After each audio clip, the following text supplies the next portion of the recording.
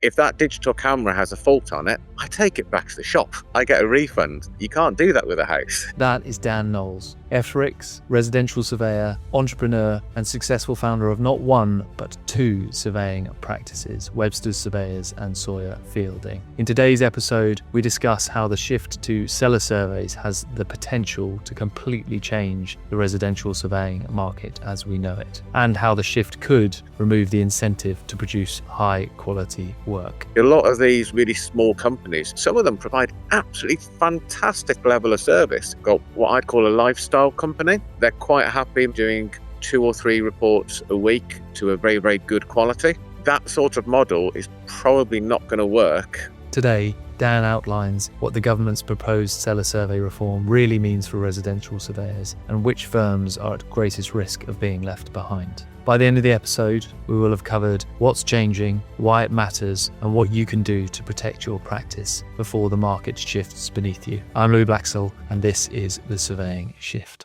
Welcome to this episode of The Surveying Shift. I'm Louis Blaxill, CEO at Go Report, and I'm very lucky today to be joined by Dan Knowles, FRICS, Director, Residential Surveyor, Entrepreneur and founder of not one, but two very successful surveying practices, Webster Surveyors and Sawyer Fielding.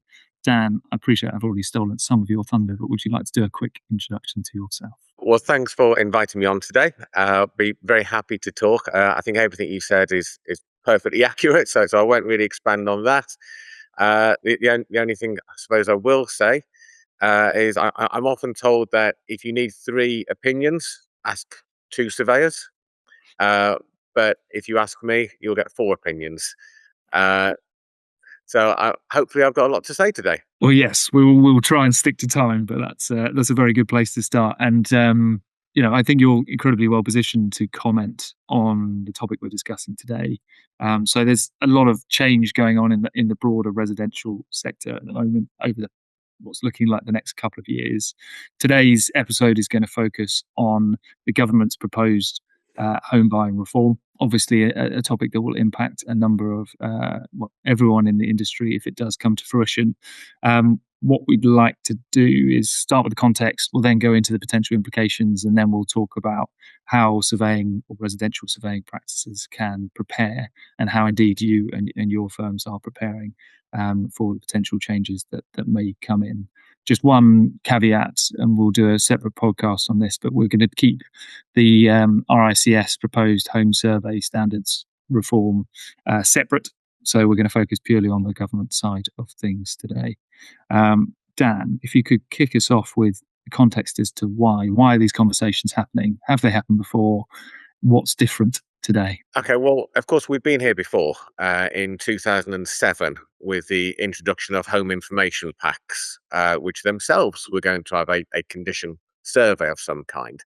Now, we'll no doubt come on to that in a bit more detail later on in the podcast anyway. But we have a similar situation now, and I think surveyors, we're almost being caught in the crossfire by government.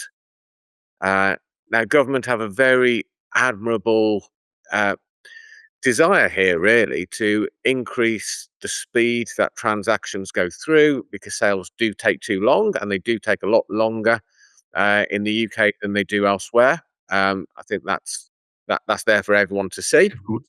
Yeah. And there are too many fall throughs as well compared to other countries. That's there for everyone to see.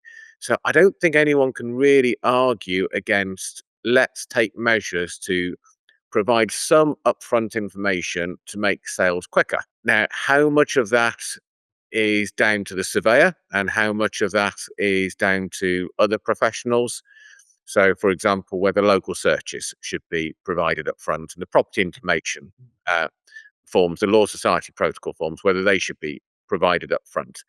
There's certainly an argument to, and it's one I'd agree with, that not many sales really get delayed or fall through as a result of the survey reports. We're providing a relatively small part of that process. But because government are looking at how can we speed up everything, and the way that they see that working is that let's provide more upfront information, we're being caught in those crossfires. So can we provide an upfront sellers survey of some kind, or some kind of condition report? It's quite interesting that government aren't really calling it a seller survey. That's something that within the RICS, Labeled, yeah, Facebook groups and the like, we're all calling it, yeah, because we remember back in 2007. But what they're actually talking about is a condition report. And there's a couple of schools of thought about what's going to be included within that. So do we go all out? And it's very similar to what we provide right now in accordance with the home survey standard. And of course, that's going to be changing as well. And there could be extra things that we're going to need to provide if that comes through. Or do we go with something that might be far more like similar to a level one survey? You mentioned 2007, and I've had numerous conversations inevitably with customers and surveyors more broadly around 2007, what happened then, why it lost momentum. And also I suppose there are two ends of the spectrum for people. Some are saying it's definitely going to happen, it's an inevitability, I need to prepare for it now, and we need to get moving on it. Others are going, look, it's still in the very early stages, and with government uncertainty and elections and everything else, who knows whether it's even going to come into fruition. Do you think it is materially different from 2007, and where do you stand on the likelihood? I appreciate, it's crystal ball territory, but do you think there's anything materially different to suggest that there will be change this time around? I think it is very different to 2007. We live in a very different world now. We live in a far more digital world than we used to. We've now got AI coming through as well. I think it's far easier to provide upfront information than it used to be. And back in 2007, when home information packs were introduced, and originally condition reports were in them as well, but of course they weren't compulsory, so some Yeah. provided it, some didn't. I remember when estate agents used to send these out, and half the time they would send them out by PDF, and half the time they would post them out in paper copy. And when they posted them out in paper copy, they'd be posting them out along with a lot of other documentation as well. And Joe Bloggs, who's selling a property or buying somewhere, is just going to get this mountain load of paperwork. They don't understand half of it, and there's so much all in one go. It becomes unwieldy, and I'm not really surprised that it didn't work back then. But of course, the one thing we do still have from 2007 are the EPCs. Because when HIPs were abandoned, I think it was in 2010 from memory. HIPs were abandoned, but the EPCs stayed. Now, with at risk of upsetting a few EPC providers, I'm sure even the most ardent of them will acknowledge that there's Of more course. disparity between best and worst than even there is within the surveying market as Yeah. well. Yeah. If it's any Uh, consolation, I don't think we'd get many EPC listeners. So well, that's good, should be fine. good to know. It's So mainly a main yeah, audience, so so you're safe. I can offend at will. I think so. Yeah. Well, of course, EPCs are so cheap to provide because because sellers think, well, we've got to have one of these, so we don't really want to pay a lot of money for them. And with them being cheap to provide, the only way it's been economically viable for EPC providers to do these at scale is to cut corners. Yeah. And there are so many EPCs which are very, very, very poorly written. But if we think that they were introduced in 2007, we're 19 years on now, and those problems have not been resolved. So, are we confident enough that if sellers' surveys, or whatever you want to call them, let's call them seller surveys for the purpose of today, It's interesting. Yeah. uh, if they're introduced, are we confident enough that if they don't work as well as they should do, that there's going to be the political will to change how they are provided? Or 19 years later, is there going to be a similar podcast to this where someone else is going to be saying, "Oh yeah, those seller surveys they've been terrible. They shouldn't Mm. have been introduced." It's an interesting one because I do hear that comparison between EPCs and the notion of seller surveys. I hope And I believe that surveys are so much more intrinsic to the value of the property, I suppose the outgoings of the individual who's buying and selling the property going forward, that there would be an outcry if surveys became meaningless, and people were buying properties with very poor information and then being left with quite large bills post purchase. So I mean, I don't know how you feel about that, but my innate belief is that people would be more or push back harder than they potentially would with EPCs. Yeah, I think there will be pushback, but we also have to look at what's happened elsewhere in within Europe, and even closer, what's happened in Scotland, where they have seller surveys there. Buyer surveys are extremely few and far between. Now, the prices for those seller surveys actually aren't too bad. They're probably a little bit less than what you typically pay somewhere in England.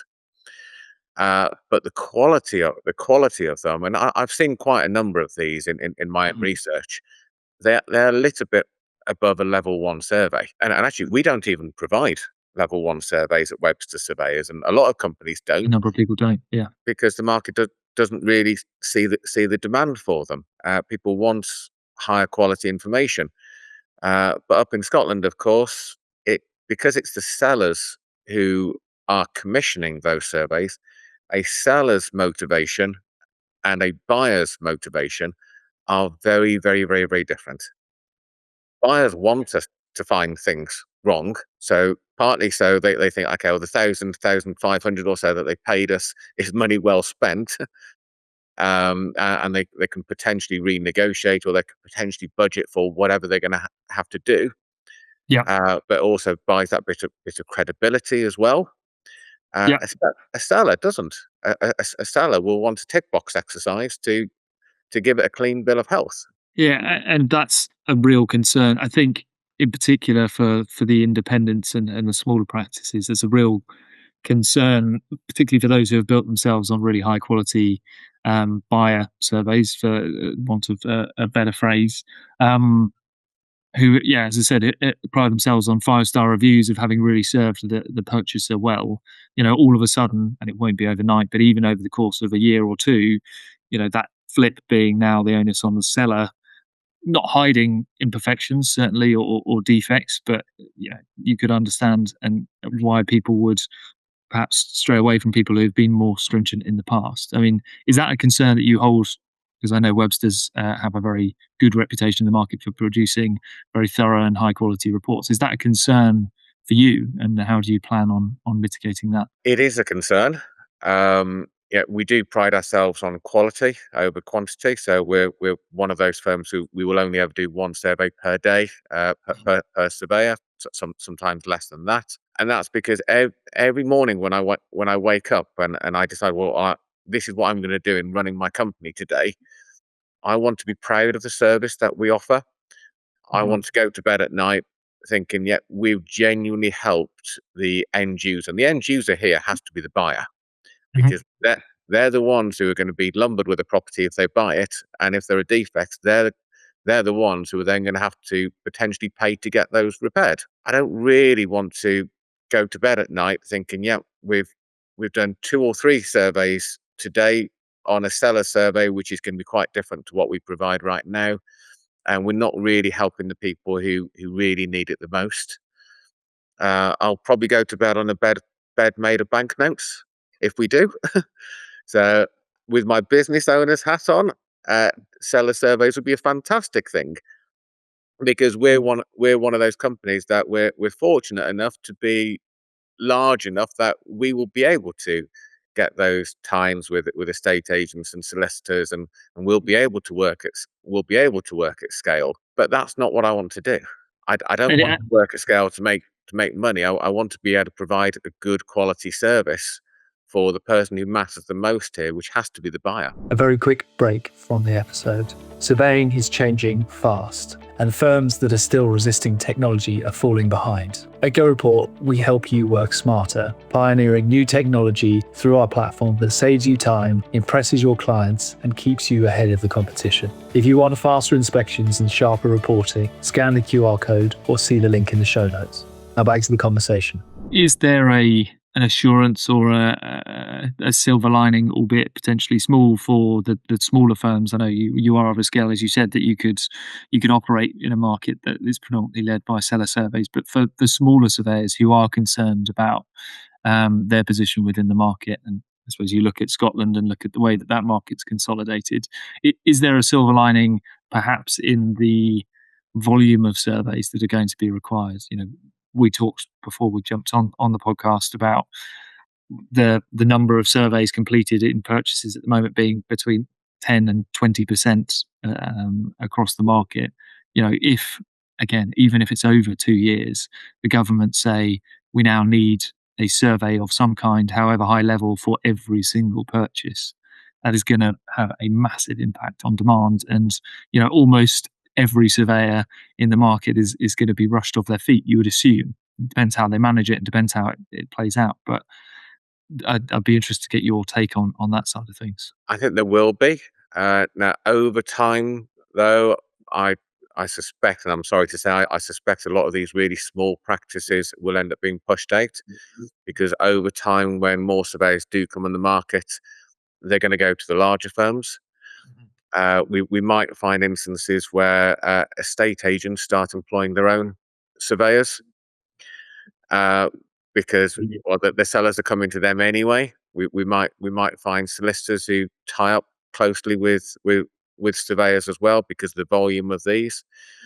We're going to find a lot of the really big players in the market, uh, all trying to grab as many surveyors as they possibly can. So when the new ones come along, they're not going to go to the 1-2 man bands very often. They're going to go to the big companies.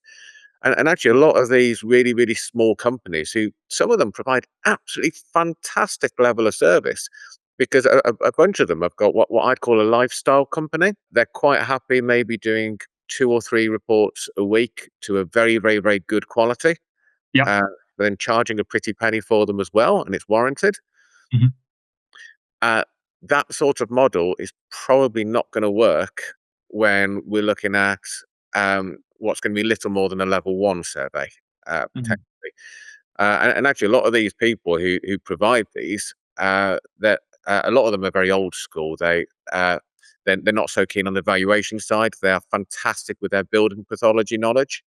But if they get told with a new seller survey, you've got to provide a valuation as well, how many of them are then going to retrain? Or how many of them will say, "Actually, no, I think I've had enough now." That's the sort of profession we're in. It is getting Mm. older and older. And the combination of that and you know rightly so, they're commanding high fees for really high quality surveys and an exemplary service. But if you combine the would you like to retrain and then do higher volumes plus for lower fees because the market is just that much more competitive, I'm inclined to agree with you, and I'm searching for silver linings. And the only other solace I can find, I suppose, is if we look at if we look beyond Scotland, if we look beyond these isles, and we look at you mentioned Belgium before when we were speaking, Norway has an effective model in place where the value of the surveyor is critical, particularly to the seller because of liability.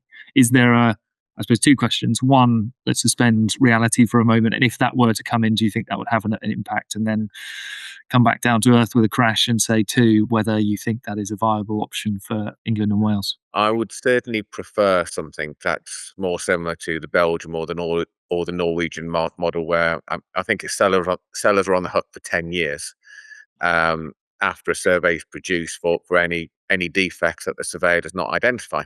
So it's in the seller's interest to get a decent quality surveyor. Mhm. But of course, there's a difference between identifying a defect and reporting on it well. So I can go to the back of a big house and say, "Here's a big crack. I've identified it." But then if the next person says, "Here's the same crack. I've identified it, and here's lots of information about what you can do about it and what's causing it," that level of detail is incredibly important, and that may be missing even with something like the Belgian or the Norwegian model. What I would like to see is, yes, seller surveys can happen, but seller surveys happen on the basis of the RICS home survey standard. Yep. So it doesn't get dumbed down to a level 1 survey. Now we could probably discuss separately, and I think you've got this on another podcast on whether the home survey standard is going to be appropriate or not. We might have to get you back on, Dan. Maybe, yeah. Um, uh, but even with the home survey standard as it stands right today, that is a hell of a lot better than a level 1 survey. Uh, and if seller surveys don't happen, what I would like to see is I'd like to see more encouragement for people to actually have surveys. The idea of 10 to 20% of buyers having a survey now is absolutely horrendous. And I'm thinking when I've bought properties in the past, and I might be going on viewings with upteen other people at the same time, and bearing in mind we work in London, and that there have been times in the London market where you might get 10 minutes on a viewing, and you're viewing at the same If time you're as lucky. other people. Yeah. Yeah. uh, I'm into my photography. Um, uh, I've spent far longer looking at buying a digital camera for maybe £1,000 or so than I have viewing a house. Running If around the that house. Yeah. if that digital camera has a fault on it, I take it back to the shop. I get a refund.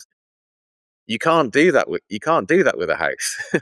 So the idea of that there only being 10 to 20%, that is horrendously low for something that Mm.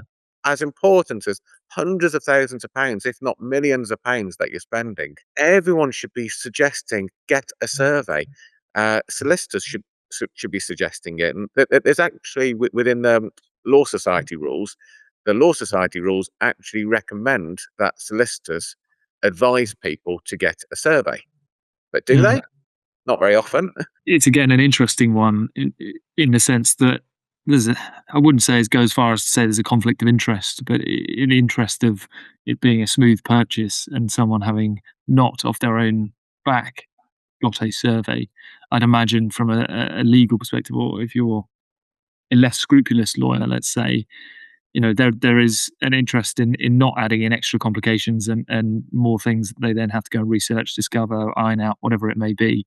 So I agree, and that the guidance is there, but you're absolutely right; it's not being implemented perhaps as it should. It is, but then having said that, a lot of solicitors also work on an hourly rate basis. So the more they have to investigate, the better it works. And I know I'm not on this podcast to plug your own service go report, but it's a service we use ourselves. And one of the things that we set up with your developers is we have our own solicitors report. Yeah, So it's an extraction from the main report, a summary purely aimed at helping the solicitors speed up the process. yeah, no, that Um, works really well. yeah, and solicitors love it. Clients love it. Yeah, anything that will speed up the process, absolutely. So, I mean, some quite significant implications for residential surveyors. We've talked about the condition survey or seller survey likely resembling a home buyer level 1. Is there anything else that you would expect? I mean, we're in an interesting stage where we've got customers coming to us saying, look, we know this is on the horizon. We'd like to start thinking about offering something so that we're ready and we've got a presence in the market. What do you expect to see in that seller survey? Because we already deal with questionnaires for sellers, and because some of the extra things government are talking about in introducing with upfront information, I imagine some of that's going to fall to the surveyor.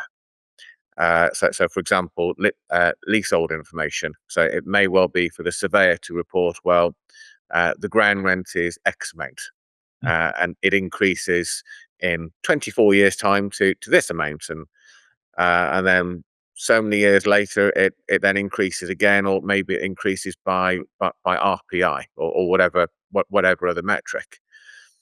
Uh, but whilst I think that sort of information is useful, and I think a little bit of information can be dangerous. Yeah, A lot of absolutely. a lot of information can be even more dangerous sometimes. It probably But has. Yeah. it depends how it is used. So let's picture the situation where a seller survey is reporting on the ground rent for a leasehold property. And let's suspend for the moment that there may be a ground rent cap coming in at £250, may or may not happen. Don't know when. Yeah. And stellar surveys could come in before then anyway. So let's pretend for a moment that we're writing a survey report and we're having to advise that the ground rent reaches a certain level at a certain time. I've dealt with ground rents that in many years time to come reach millions of pounds per year. I think the highest I had was about 2.3, 2.4 million pound per year as a ground rent. Someone reading that ill-informed, I imagine, is eye-watering. Yeah, absolutely. So if you're a seller and you've got a document from a surveyor saying the ground rent's going to reach 2.4 million pound, even in 200 and something years time, Mm, you're going to know that, oh, hang on a minute, buyers are really going to be put off by this. Am I going to be able to sell my property at all? mm, But what the seller might not realize and what the buyer might not realize that is that with that being so far in the future, a lease extension probably isn't going to cost them anywhere remotely near how much they think it's going to. So mm. I think that particular example where it was reaching 2.3, 2.4 million, I think we settled the lease extension for 14, 15,000 pound or so from memory. So I think if we are providing upfront information, we then need to also be able to provide additional information to put that in context, to be able to say, yes, okay, this may look horrible, but there's a way around it. And similarly, if I give you one other leasehold example, if in a survey we're writing, here's a block of flats that there is no reserve fund, no annual sinking fund on, and here's an identical block of flats that we've just done a survey on that does have a reserve fund. Well, for the seller, they will know that if those two properties are on the market at the same time, chances are the buyer is going to go for the one with the lower service charge because everything else is the same. Upfront, and yeah. Yeah, but the property with no service charge probably isn't managed as well because they're not paying anything into that reserve fund. So years later, when there's a massive problem with the roof, they're going to be hit with a Section 20 bill, whilst the other block isn't. So what that might encourage is some groups of, let's say, share freeholders, for example, to say, well, actually, we don't want a reserve fund. We want to manage our building really poorly because a number of us are going to want to sell in the next few years, and we want our properties to look a bit better when they're up for sale. And Yeah. that short-term thinking. So I think if we do have this information up front, there's going to need to be some massive health warnings with it as well. Mm. Like I if you mean, buy a pack of cigarettes, you get a health warning on the back. You yeah, don't get anything when you buy a house. yeah. I mean, evidence would suggest otherwise, but if the information in the seller pack is so cursory and so high level, is there a chance, given that buyer surveys are between 10 and 20% at the moment, that that volume will maintain because the the information will be so cursory? And, to your point, that there's a big crack down the back of the building. I've noted it. That's fine. Move on. Do you think there's a chance that would inspire buyers to then go, okay, right, well, I need a professional to come and explore this because that's, I love the house. It could be nothing. I could be getting a reasonable deal here, but I can't, in good conscience, progress with it without having it explored further. There is a chance, and I hope that does happen. I think practice elsewhere in places like Scotland, for example, suggested that it won't. And my fear is let's take that buyer. Uh, that buyer would then be coming to us as a firm of surveyors saying, "I've already got something which is of some value. It may not be what I want, the seller survey, but I've got something some value." Are they going to pay us the same amount of money as they would have if they didn't have anything at all? I'm not Yeah. sure they would do. I think they might be more likely to come to us and say, here's a condition report. I'm concerned about one thing in particular that it says. Can you do me a separate defect report purely on this? and maybe there'll be more of that type of work. Quite potentially, but that still impact or would have a significant impact. Um, okay, I mean, you've said likely outcome is something akin to a level one, which is high level information. Preference would be, there'll be some kind of mandate of minimum of level two. What do you want to see from both the government and the RICS in terms of managing this reform and making sure that if it does take place, it's done effectively? Okay, well, I think from the RICS, I'd like to see suggestions that it doesn't actually needs to be more than a level two. That they need to be property specific. So, and to take an extreme example, if it's a 16th century detached cottage with a um, with with all sorts of problems, maybe a thatched roof, want to have anyone doing a level two on that in a million years. But It would even largely be meaningless, yeah. yeah, even something like a late Victorian, even something like a late Victorian property, maybe there needs to be some kind of cut off where we say properties of a certain age have to have a level three Yeah, set, yeah, and under that age, there's some discretion. So yeah, if it's a 1970s house that is in terrible condition, then there's discretion for a level two or level three, and some surveyors may turn it down on a level two basis. I think it is important to have a sufficient lead-in period, and the RICS have talked about in their submission they'd want 2 years after this is introduced for the sellers surveys to come in. That's in theory to give the likes of Sava and others enough time to really train people up. Um, I don't think that's enough time to be honest.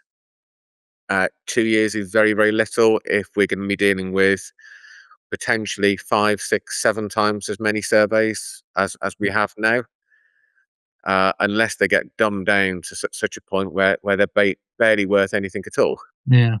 And the other challenge that we have at the moment, more broadly as an industry, is that there are plenty of surveys out there, even at the 10-20% that are being done currently, and it's still difficult to attract and recruit people into the residential surveying industry. I'm sure you managed to snap up some good talent, but I know from speaking to people that really good surveyors are hard to come by and hard to keep. So it's even if they have 2 years, at the start of those 2 years, there's got to be a big marketing drive, recruitment drive to push people into the industry in a world in which I suppose the jam doesn't come until 2 years down the line. So it doesn't really matter almost how long that lag is, unless there is obviously money and people are drawn to that demand or that increased demand. It's going to be really challenging to meet that. Yeah, it will, and I suppose there's two concerns there. And first of all, will people make the gamble of I'm going to retrain as a surveyor because in a couple of years' time, if I qualify, there's going to be a gravy train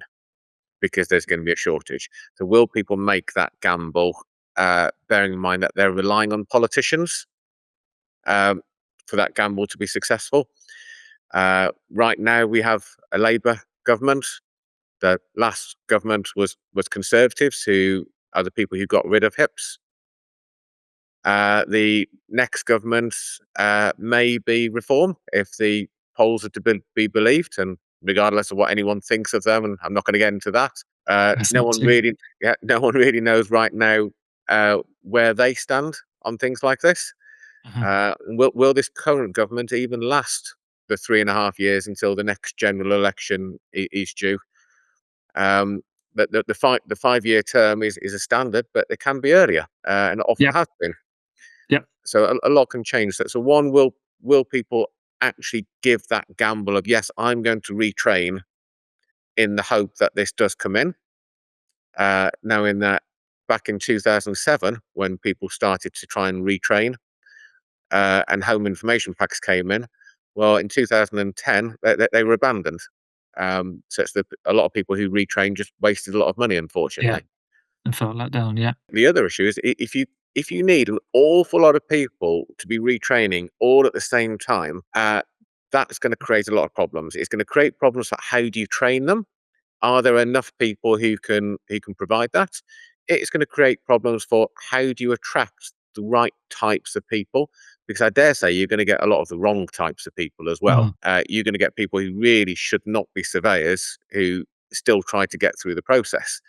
Yeah. And that could reduce the quality. I'm also old enough, and this is showing my age now, but I'm also old enough to remember an example back in the mid 1980s, in 1986, where there was an economy. So I'm going the other side of the world now, in what was Russia at the time, where lots and lots and lots of people had to train in a very short space of time because the Russian government said, we've got a 5-year program that we want to be the best in the world at a particular thing.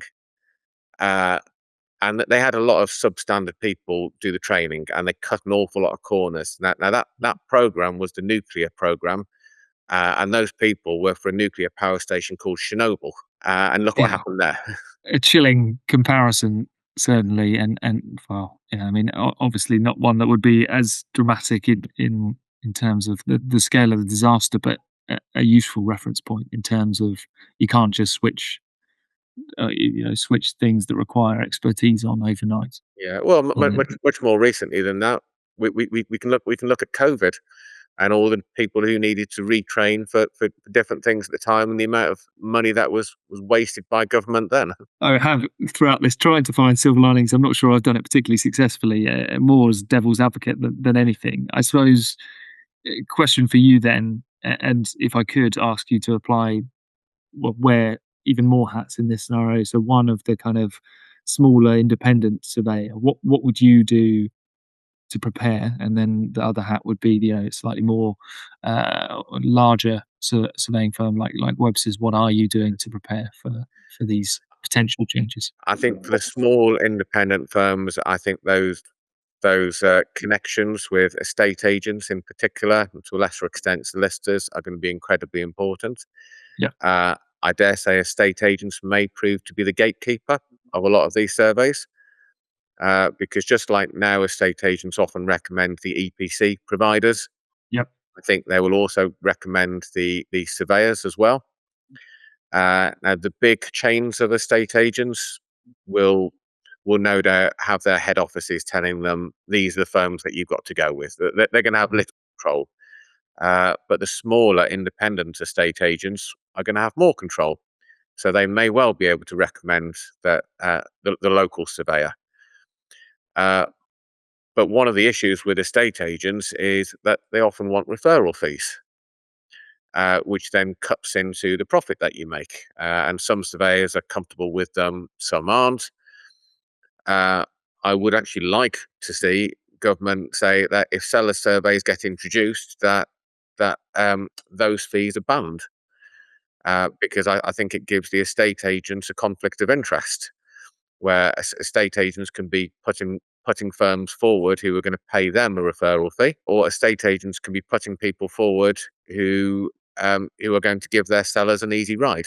Or I mean, estate, there's a risk that happens irrespective of fees. I completely agree in terms yeah, of the conflict of interest and incorrect incentives on the fees side of things. yeah. The challenge is whether estate agents will opt for cutting those corners irrespective of the fees. We've had some real scare stories with it with estate agents where they've asked for ridiculous amounts in referral fees, and we've even had one, and I won't name the name, but we had one who suggested, well, if you increase your fees by £250 to £300 across the board, we'll tell the clients that they have to go with you. And that's, first of all, that's unethical. Yeah, So yeah. we're not going to do that, and secondly, that's a huge amount of money. And Mhm, what if that client then comes to us separately, uh, mhm. without us knowing about the estate agent, and then gets a fee £250, £300 lower? Yeah, yeah, It's not going to go well. Estate agents are naturally salespeople, yeah, and short-sighted so, as so, a result, so yeah. they can look for things like that. Yes, solicitors are far less likely to want referral fees. It's the way Mm, that their business operates. They're great partners to have. mhm, I think it's also important, and I'd say this for all firms of surveyors, not just the small ones, but to be able to report really efficiently. Uh, if we look a number of years ago, when iPad surveyors first came in, and there were so many of what I call old school surveyors who threw their hands up. Oh no, don't like this. This isn't the way things are done. I'll be pen and paper forever, and then type something up in Microsoft Word. That is not going to work if fees need to be at a level where you need to do the work quickly, and if volume needs to be at a level where you can't afford to be doing just one survey per day, you need to be going and doing 2 or 3 surveys. So, Mhm. you need that technology as well. And similarly, how can firms differentiate themselves? So, for example, we use drones, which I think increasingly more and more surveyors are using. Uh, Yeah. but but there's still a lot of surveyors who don't use drones and are scared by the idea. Well, you can buy a DJI Mini, if I can get my words out, um, Mini 4 for, I think they're about £350 or so. Um, Insurance is dirt cheap. You can take a test to become a certified drone pilot, which is a multiple choice. It's very, very simple.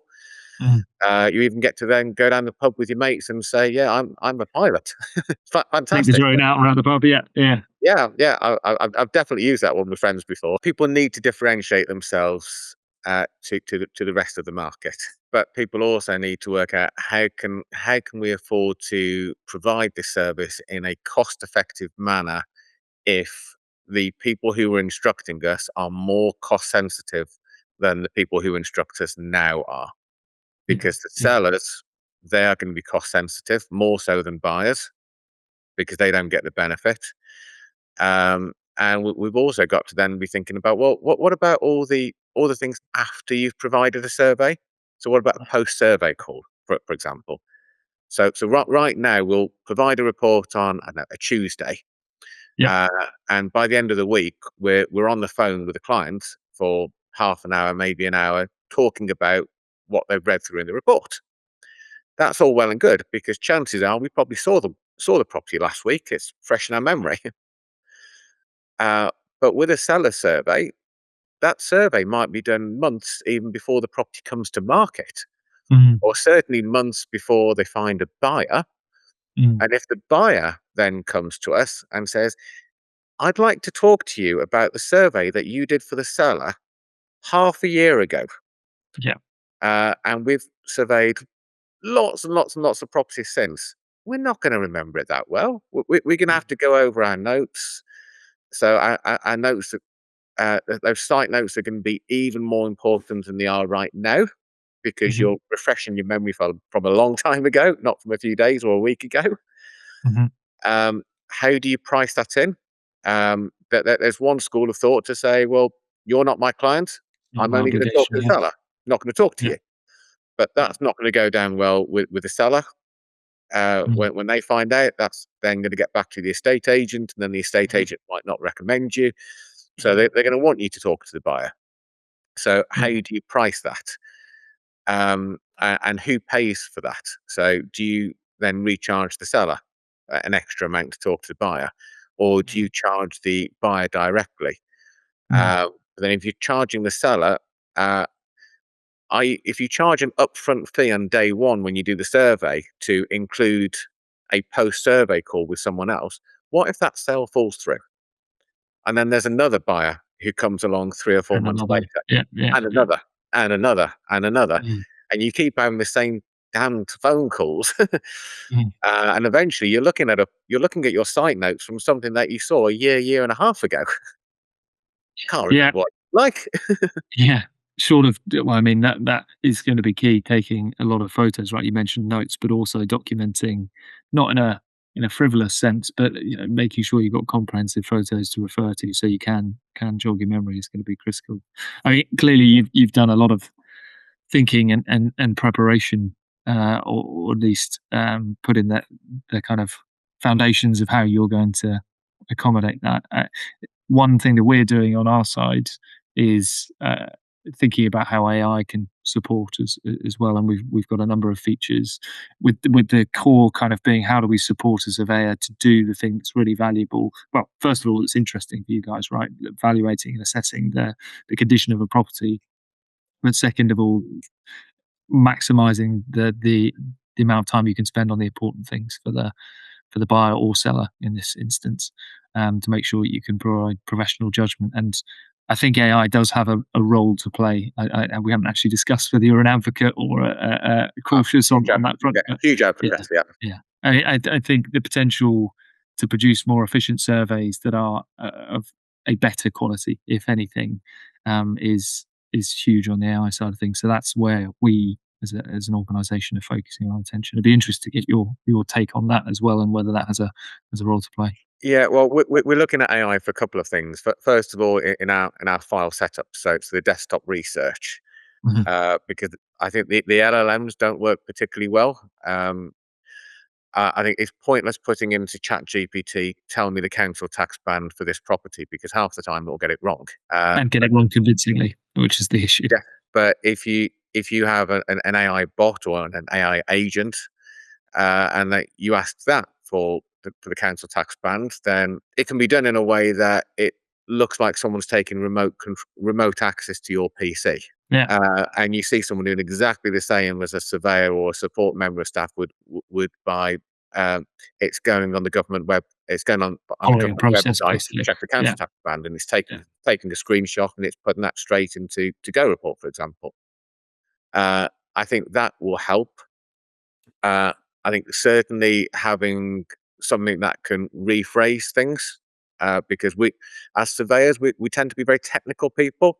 We're very nerdy people. I'm a geek. Um, Lots of other surveyors are as well. Uh, but we can sometimes drift into writing things for our clients in the way that we would like to read them.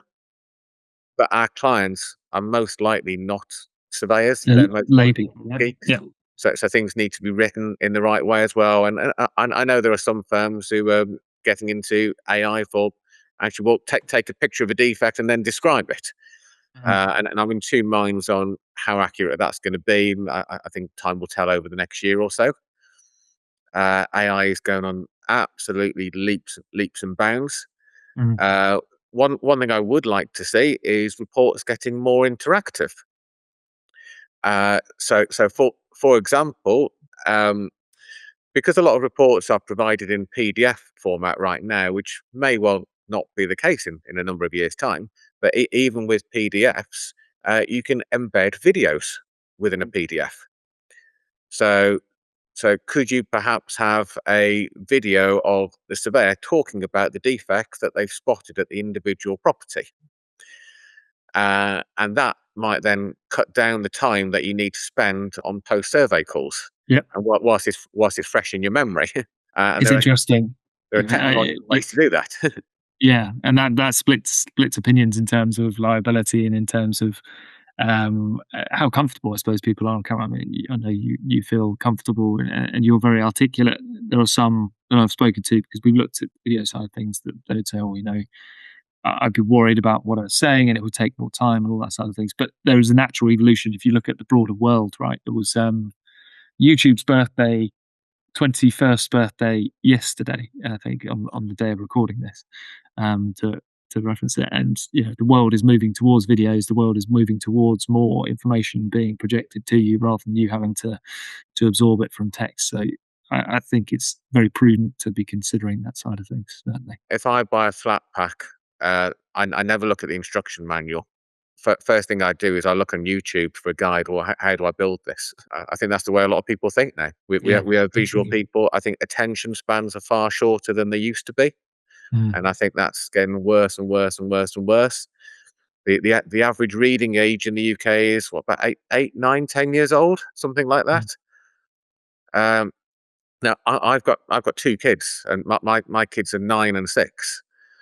Uh, so the way I look at things is, if my 9-year-old could have the basic understanding of a survey, then it works for the client.